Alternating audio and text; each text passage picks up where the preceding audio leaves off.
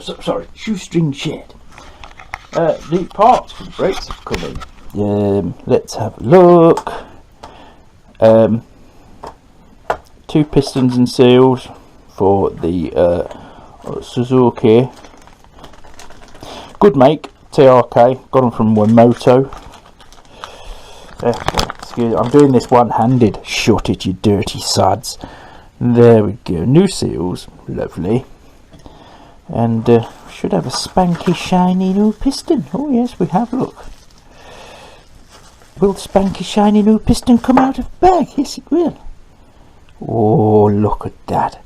A lovely shiny new part, which soon won't be shiny. Look at the shiny things.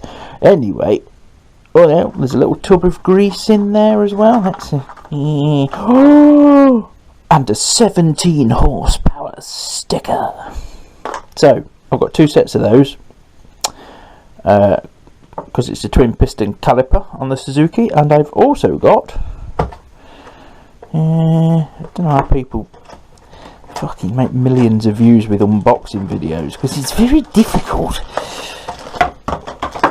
Brake shoes, because I have not had the rear wheel off yet, and I don't know the condition of the rear brake shoes, but the brake wear indicator is almost out. So I'll probably be fitting all of these tomorrow. I cleaned all the corrosion out of the old caliper, refit the old seals, cleaned and refit the old seals, and the caliper's actually working perfectly. But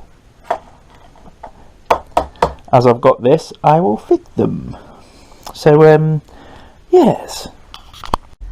Hello. Today I want to change my rear brake shoes.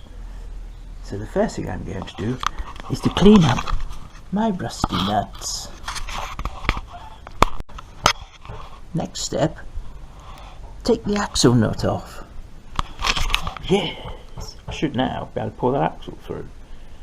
Yes, but before we do that, I'm going to undo the arm and back the adjuster right off, and also take off the torque arm, and then that's that side free.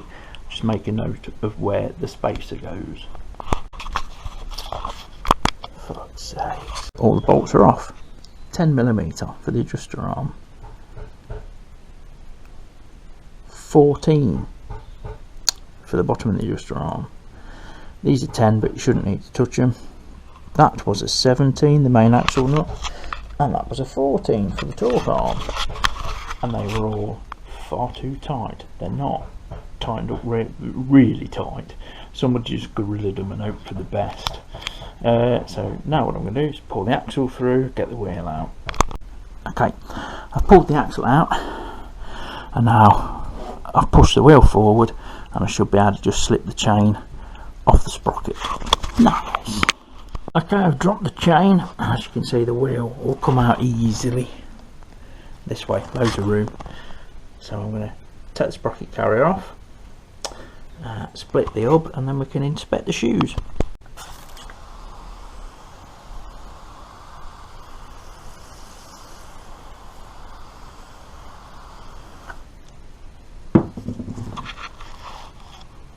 As you can see, it will give you the service limit inside the drum, which is 110.7mm, and the way you measure that is to get a set of calipers across there, and it should be less, dickhead, than 110.7mm. When it gets to 110.7mm or whatever's stamped in there, the hub is worn out. There's probably places that can reline them, but you're recommended to buy a new one, which can be very expensive. Right, this is your cam that the lever goes on the end of, and all I've done, I've knocked it through. There's a little dust seal which goes there. They do recommend replacing it. I'm not going to. But when we've cleaned these parts up, you'll notice they've all got marks punched at the side of them, which is the alignment for when it goes back together. So we'll clean it up. So that's the wear indicator on, as you can see, it's well out. But when you put the brake pedal back in spec, that'll actually go where it needs to be. This will only go in one position. And then the brake arm has got a dot on it that lines up with a dot on the spindle, which is about there. Right, this needs opening up a bit.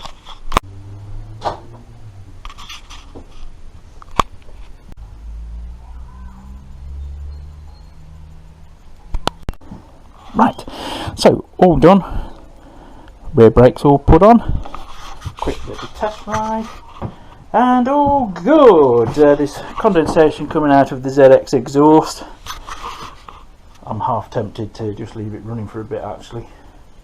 I've still not put the side panel back on, I've just bungeed the thing on at the moment, yes. But I've cured the clutch thing, that's alright. So yeah, all good. Anything else to tell you apart from I'm wonderful? Yeah, no, but I'm happy I've done the brakes. I've obviously I cleaned and did everything to the front caliper. I've yet to fit the new pistons to the front caliper. I'm going to leave it till I've got more time. Because I've only really got today off this week, so, and next week, so I'll probably tackle that next week. But that's just a case of because I've pre-cleaned all the caliper, just popping the old pistons out, which will move freely now. I'll just pump them out, fitting the new seals, fitting the new pistons, grease it up again, and that can be slapped back together. But other than that, I've got to show you something else as well. Pre-warning, this has caused a lot of debate on a certain bike site on Facebook.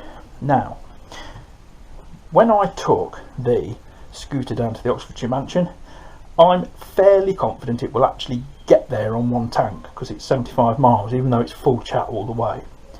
But if I went through Southern Banbury, it wouldn't be.